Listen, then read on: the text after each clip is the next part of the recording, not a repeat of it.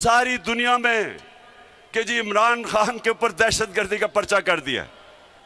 और दहशत क्या थी ये भी सुन लो। हमारे बड़े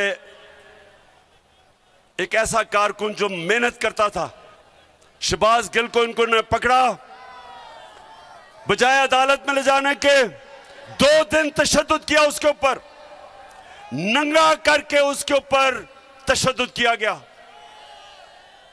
उसके ऊपर जिनसी तशद्दुद किया गया। तो जब मैंने ये कहा कि जो लोग जिम्मेदार थे उनके ऊपर कानूनी कार्रवाई होगी और हम करेंगे, तो मुझे जरा ये सब बताओ कि क्या ये दहशतगर्दी है? वो जो जमील फारूकी से किया उसको भी नंगा करके तशद्दुद किया, वो एक सहाफी है।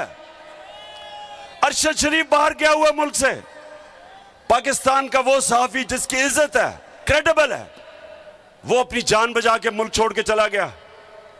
साबिर शाकिर वो मुल्क से बाहर चला गया है। खुदा के